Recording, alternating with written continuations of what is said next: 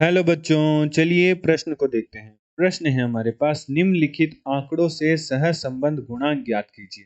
हमें दो चर x तथा y के आंकड़े दे रखे हैं। x के आंकड़े हैं 2, 3, 5, 7 और 3 और y के आंकड़े दे रखे हैं 15, 17, 4, 5, 4 और निम्न आंकड़ों की सहायता से हमें सह संबंध गुणांक ज्ञात करना है। तो चलिए सर्वप्रथम हम प्रश्न के लिए मुख्य अवधारणा लिखते हैं। मुख्य अवधारणा। तो मुख्य अवधारणा में हम सहसंबंध गुणांक ज्ञात करने की प्रक्रिया का वर्णन करेंगे, जो कि कुछ निम्न चरणों में है। सहसंबंध गुणांक क्या होता है? सहसंबंध गुणांक तो होता है चर x एवं y का सह विचरण बटा वर्गमूल x का प्रसरण गुणा y का प्रसरण। तो हमें सहसंबंध गुणांक ज्ञात करने के लिए कुछ मानों की सह विचरण, प्रसरण और इन सब की आवश्यकता होगी, जो कि हम निम्न प्रक्रिया द्वारा ज्ञात करते हैं, जिनमें हमारा प्रथम चरण है, हम सर्वप्रथम जो हमारे दोनों श्रेणियों के अंक गणितीय माध्य ज्ञात करते हैं। प्रथम चरण में हम दोनों श्रेणियों के अंक गणितीय माध्य ज्ञात करते हैं, अर्थात x व y बार ज्ञात करते हैं। द्वितीय चरण में हम x श्रेणी का माध्य से एवं y श्रेणी के माध्य से विचलन dx dy ज्ञात करते हैं। हम x श्रेणी के लिए विचलन और y श्रेणी के लिए विचलन माध्य की सहायता से ज्ञात करते हैं। तृतीय चरण में हम दोनों श्रेणियों के विचलन dx तथा dy का वर्ग करते हैं। तो dx का वर्ग व dy का वर्ग करते हैं और उसके बाद हम उनका योग ज्ञात करते हैं, अर्थात सिग्मा dx का वर्ग व सिग्मा dy का वर्ग ज्ञात करते हैं।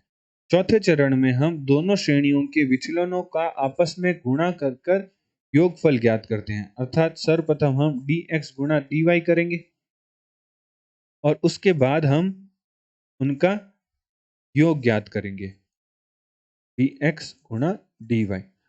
और पांचवें चरण में हम निम्न सूत्र के प्रयोग से दोनों श्रेणियों के प्रमाप विचलन ज्ञात करते हैं। तो प्रमाप विचलन के सूत्र क्या होते हैं? x श्रेणी के लिए प्रमाप विचलन का सूत्र होता है वर्गमूल सिग्मा dx का वर्ग बटा n और y श्रेणी के लिए प्रमाप विचलन का सूत्र होता है सिग्मा dy का वर्ग बटा n के। तो निम्न सूत्रों की सहायता से हम दोनों श्रेणियों के लिए प्रमाप विचलन ज्ञात करते हैं।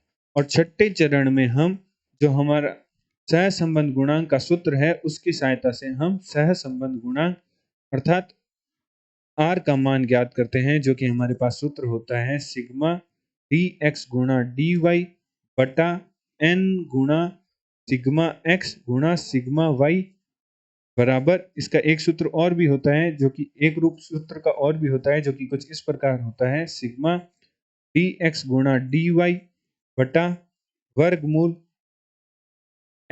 सिग्मा dx का वर्ग गुणा सिग्मा dy का वर्ग। यहाँ जो हमारा अंश में सिग्मा है वह योग को दर्शाता है और जो हमारा हर में जो सिग्मा है वो प्रमाक विचलन को दर्शाता है।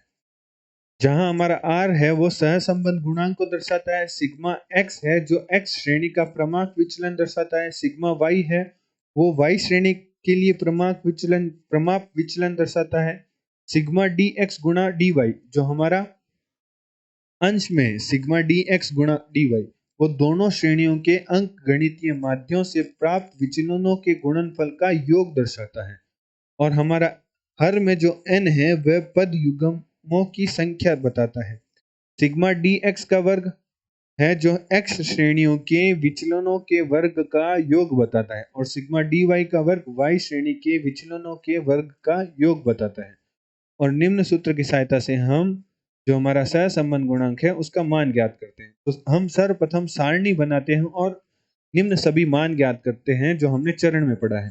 तो हमारे पास सारणी हम कुछ इस प्रकार बनाएंगे कि हम प्रथम पंक्ति में निम्न अवयवों के मान लिखेंगे, जिनमें प्रथम स्तंभ में हम x का मान लिखेंगे और जो हमारा चौथा स्तंभ है उसमें y का मान लिखेंगे। और हमारे x के जो मान है वह है 2, 3, 5, 7 और 3। सर्वप्रथम हम माध्य x का माध्य निकालते हैं। तो x का माध्य हमारे पास प्राप्त होगा सिग्मा x बटा n के। तो हमारे पास सिग्मा x करने पर अर्थात निम्न का जोड़ करने पर हमारे पास प्राप्त होगा सिग्मा एक्स, हमारे पास प्राप्त होगा 20। और n क्या है हमारे पास, पद कितने हैं, 1 2 3 4 5 पद है, तो हमारे पास प्राप्त होगा 20/5। तो हमारे पास माध्य x का माध्य कितना प्राप्त हुआ, 4। उसकी सहायता से हम हैं जो x के लिए विचलन ज्ञात करते हैं, अर्थात dx ज्ञात करते हैं। तो dx बराबर क्या होगा, x माइनस एक्स बार। तो हमारे पास विचलन प्राप्त होगा, 2 में से 4 घटाने पर हमारे पास आएगा -2, -1, 1, 3 और -1। अब हम इसका वर्ग कर देते हैं, तो वर्ग करने पर हमारे पास प्राप्त होगा, जो कि हमारे पास प्राप्त होगा 4, 1, 1, 9 और 1, और हम इनका योग कर लेते हैं। तो हमारे पास प्राप्त हो जाएगा x श्रेणी के विचलनों के वर्गों का योग, हमारे पास प्राप्त हो जाएगा 16। अब हम y श्रेणी के लिए हल करते हैं। तो y श्रेणी हमारे पास है 15, 17, 4, 5, 4। तो सर्वप्रथम हम y श्रेणी का योग निकालते हैं। तो हमारे पास y श्रेणी का योग हमारे पास प्राप्त होगा 45, जिसकी सहायता से हम y श्रेणी के लिए माध्य लिखते हैं। तो माध्य हमारे पास होगा सिग्मा y/n। तो 45/n क्या है, 5 है। तो हमारे पास मान प्राप्त हुआ 9, जिसकी सहायता से हम विचलन ज्ञात करते हैं। तो विचलन हमारे पास प्राप्त होगा dy बराबर प्राप्त होगा y माइनस y बार। तो हमारे पास मान प्राप्त होंगे, 15 में से 9 गया तो हमारे पास आएगा 6, 17 में से 9 गया तो 8, फिर -5, फिर -4 और फिर -5। अब हम माध्य का वर्ग कर देते हैं, विचलन का वर्ग कर देते हैं। तो हमारे पास विचलन का वर्ग प्राप्त होगा 36, 64, 25, 16, 25। और हम जो हमारे विचलन प्राप्त हुए थे dx तथा dy, उनका गुणा करके जो हमारी लास्ट पंक्ति है उसमें लिखते हैं, dx गुणा dy लिखते हैं। तो हमारे पास उससे पहले हम यहाँ सिग्मा dy का वर्ग लिखते हैं, जो कि हमारे पास आएगा 166। अब हम dx गुणा dy ज्ञात करते हैं। तो हमारे पास dx गुणा dy क्या प्राप्त होगा, जो हमारी ये श्रेणी है और इस श्रेणी की गुणा करके dx गुणा dy ज्ञात करते हैं। तो हमारे पास प्राप्त होगा -12, -8, -5, -12 और 5, जिसका हम योग ज्ञात कर लेते हैं। तो हमारे पास योग का मान क्या प्राप्त होगा, योग का मान हमारे पास प्राप्त होगा -32।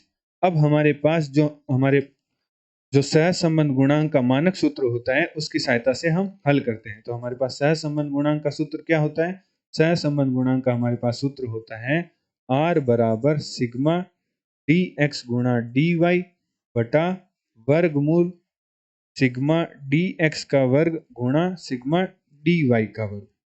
तो निम्न सूत्र में हम जो हमने मान निकाले थे सारणिक में, वह सभी रखकर हल करते हैं। तो हमारे पास सहसंबंध गुणांक बराबर प्राप्त होगा -32 बटा वर्गमूल 16 गुणा वर्गमूल 166।